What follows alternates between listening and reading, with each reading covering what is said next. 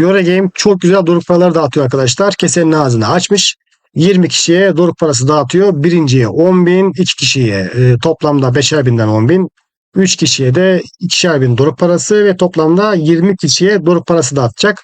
Şimdi can kulağıyla dinleyin. Açıklamaya bırakacağım Mukan TV referans koduna tıkladıktan sonra arkadaşlar bu arayüz açılacak. Eğer bu arayüz açılmadıysa buradan hesabıma tıklıyorsunuz. Yeniden hesabım diyorsunuz, gelecektir. Buradan da arkadaşlar hesabıma tıkladıktan sonra tabii kendi hesabınız referans değiştirmeye ne yapıyoruz? Mukan TV yazıyoruz ve değiştir diyoruz. Bu şekilde benim referansımla siteye kayıt olmuş oluyorsunuz. Bu kanalın gelişimi için çok önemli. Burada benim tek çıkarım kanalın gelişimi oluyor arkadaşlar. Destekleriniz için şimdiden çok teşekkür ederim dostlar. Daha sonra hemen çekilişler kısmına tıklayarak ne yapıyoruz? Eurogame'in destekleriyle beraber arkadaşlar Mukan TV'nin çekilişine katılmış oluyoruz. Şimdi geçelim videomuza. Dostlar merhaba. Yeni ve değişik bir içerikle karşınızdayım. Bu içerik oyunda olmayan ama görmek istediğimiz bir içerik olabilir. Tamamen öneriler ve oyunda keşke olsaydı, olsa neler olurdu onları inceleyeceğimiz bir video olacak. Eğer oyunda olursa oyun zevkini ve ilerleyişini nasıl etkiler onunla ilgili bir video olacak dostlar. Beyler oyunda en çok şikayet ettiğimiz şey etkinlik. Hani etkinliğin görüntüsü var, şeklen var ama kendisi yok. Yani yok gibi bir şey. Peki nasıl yok? Adam akıllı şu an mevcut bir KVK savaşı var. Beğendiğimiz. Ne kadar beğeniyorsak. Bir tane de ne var arkadaşlar? Harika. Harika etkinliği güzel. E, En azından o şeyleri buff merkezlerini falan kasabalar tutmak, meydan için savaşmak, boss için savaşmak. Bak bu güzel. KVK savaşında da eğer rakip dişli gelmişse savaş çekişmeli geçiyor ve en azından bir nebze zevk alıyoruz. Onun dışında dengesiz bir eşleşme olduğu zaman ağzımızdan burnumuzdan geliyor. Ödüller de fena değil KVK'nın ama 2 haftada sadece 1 saat savaşıyoruz. Ne kadar diyor değil mi? Yani 1 saat. Bu bir savaş oyunu. Bu bir savaş oyunu. 1 saat savaşıyoruz.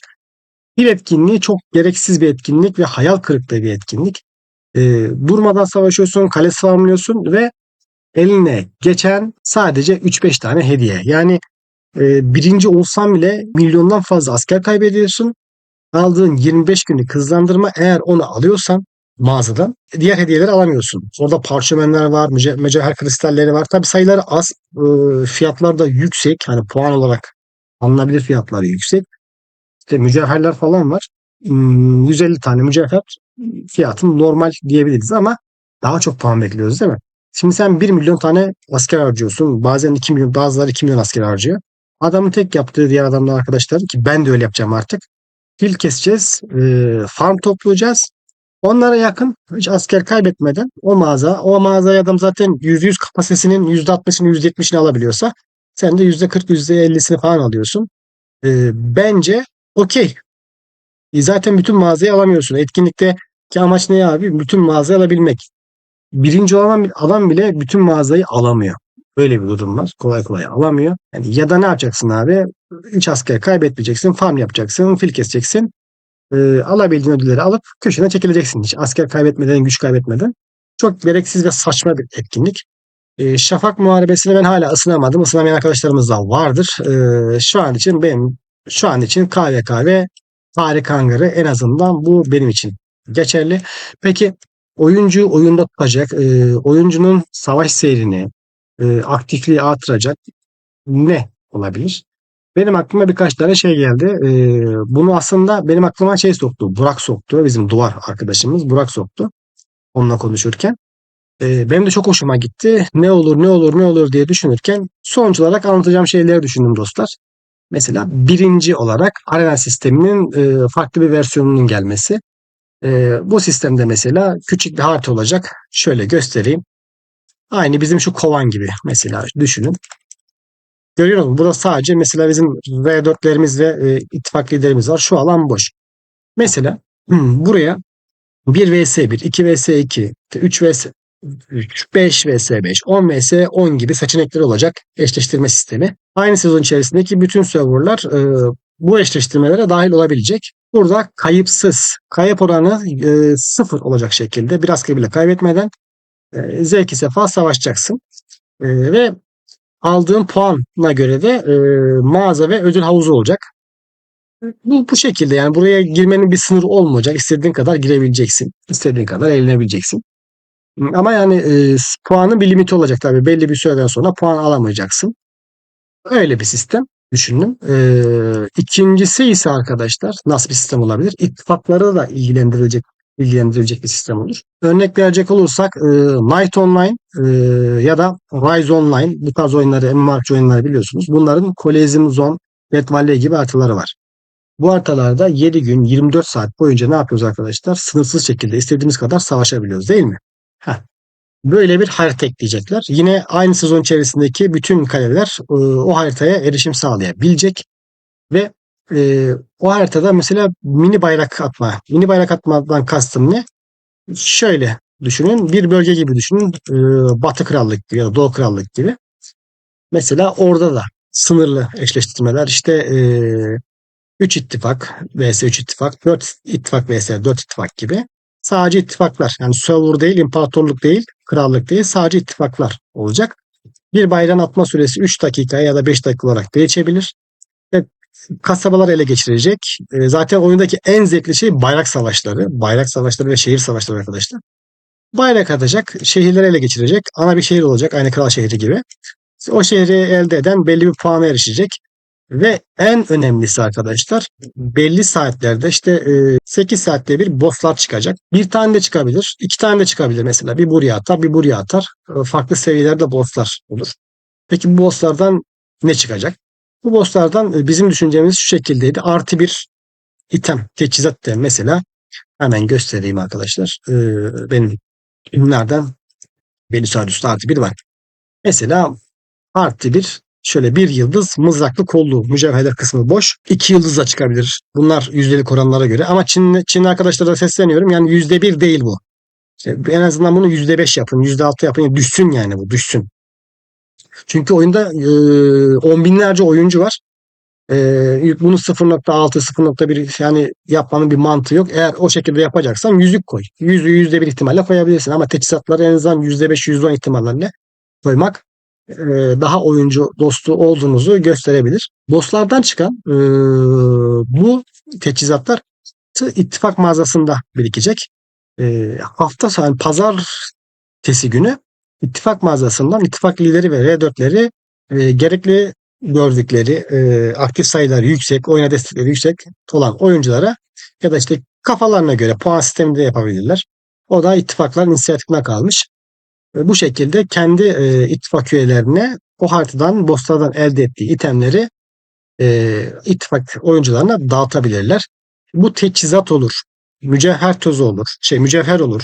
Yüzük geliştirme tozu olur. İşte bakır kum, gümüş kum, altın kum gibi. Bunlar olabilir. İşte düşük ihtimallerle sarı yüzükler, yani efsanevi yüzükler olabilir. Mor renkteki yüzükler olabilir. Mavi renkteki yüzükler olabilir. Bakın hani böyle şeyler e, hızlandırmalar olabilir ama da kaynak atmasın. Yani dişe dokunur bir şeyler atsın. Ve bu 7 gün 24 saat ittifaklar eşleşebilecek. Burada savaşabilecekler arkadaşlar. Bu da ittifak boyutu. Diğeri bireysel boyutuydu. Hani arena gibi. Bir de dostlar bu alandaki yani bu ittifak savaşında da kayıp oranı 0 olacak. Yani 7 gün 24 saat erişim sağlayabileceğimiz haritalarda asker kaybetmeden savaşabileceğiz. Bu önemli olan bu. Asker kaybetmeden bizi orada ne yapacaklar? Savaştıracaklar. Bu neyi değiştirir? Oyuncunun oyunda daha fazla aktif kalmasını, oyuncuya bir amaç vermesini, ittifaklara bir amaç vermesini, eğlenmesini yani bunları sağlar. Şu an oyuncular ne yapıyor? Gelişimini belli bir oranda sağlayan oyuncular kale oyuna giriyor, askerleri farma gönderiyor, orduyu para verdi yani dolar verdiği orduyu farma gönderiyor, oyundan çıkıyor. 6 saat sonra tekrar farma gönderiyor, geri çıkıyor. 6 saat sonra 5 saat sonra geri farma gönderiyor, geri oyundan çıkıyor. Zamanı böyle geçiriyor. KVK zamanı, savaş zamanı giriyor yarım saat. Harika savaşı ya da şafak muharebesi savaşı varsa 30 dakika kadar savaşıyor. Yine aynı düzenli rutin. KVK varsa geliyor abi. 1 saat 2 saat savaşıyor. Yeniden çıkıyor. Yine aynı düzen. Bu oyuncuyu oyundan itiyor. Yalan mı? Yani itmiyor mu abi? Herkes itiyor. Bu düzen herkesi itiyor. Eğer yani siz de yorumlarda belirtin. Yazın abi. Haklıysam söyleyin. Şimdi bu etkinlikler olsa fena olmaz mıydı? Şöyle bir durum var bir de. Saati sınırsız olduğu için, yani 7/24 olduğu için oyuncu müsait bir anda girip uygun bir anda girip istediği zaman savaşabilecek. İstediği zaman ittifak savaşına da katılabilecek. Bireysel savaşlara da katılabilecek. Grup savaşı mesela hiç ittifaka bağlı kalmadan orada lobiler oluşturulacak. Mesela üçüncü önerim de bu. Bir lobi sistemi. Orada aynı sezonda olan oyuncular birbirlerini görebilecek. Kendi aralarında eşleşecekler, işte anlaşacaklar, eşleşecekler. İşte 5 vs 5, 10 vs 10 savaşacaklar. İşte bu tarz etkinliklerin kendilerine özgü mağazaları olacak. Asker kaybı olmayacak. Puan kotaları olacak. Çünkü adam gider sabahtan akşama da 8 saat, 9 saat, 10 saat savaşır.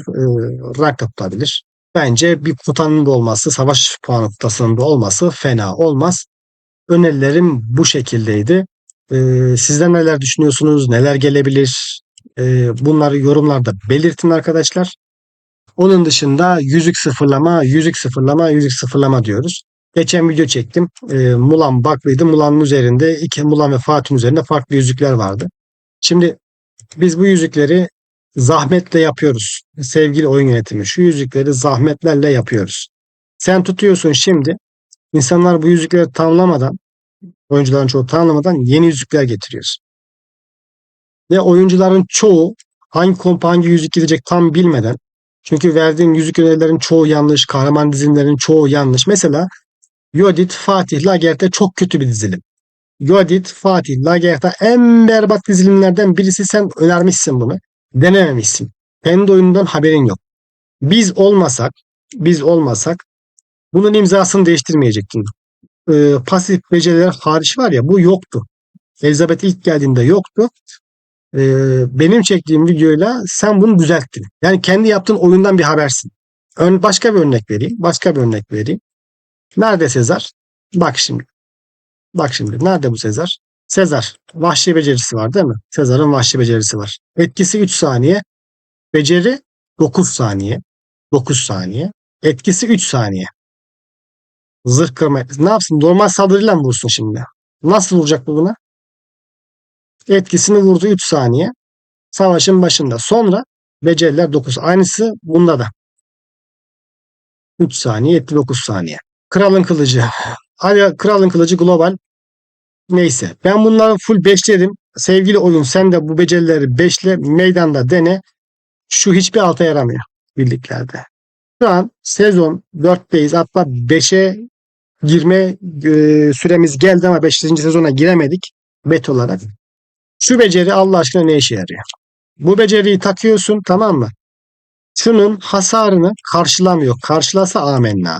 Üstüne çıkmayı geçtim, dengi bile değil. Yani şununla şunu koyduğum zaman şununla şunun ya da şununla şunun verdiği efektten şu ikisi daha çok efekt veriyor. Bu Maraşal dizilime ait bir koordinasyon. Bu Maraşal dizilime ait bir, yani sıra tabanlı dizilime ait bir beceri ama çöp. Denemeden koymuşsun kardeşim. Denemeden koymuşsun. Normal saldırı hasarını düşünüyorsun. Birlik zaten 9 saniyede bir vuruyor. İmzalar 6 saniyede bir vuruyor. Boşlukta zaten birliğin tek çıkartacağı hasar normal saldırı hasarı. Ben bunu alınca bir de normal saldırı hasarını düşürüyor. Sıra tabanlı beceri hasarını %20, bunu fullledin %30 mu oluyor? %30 artırıyorsun. Ama yani şunun verdiği hasarı karşılamıyor bu.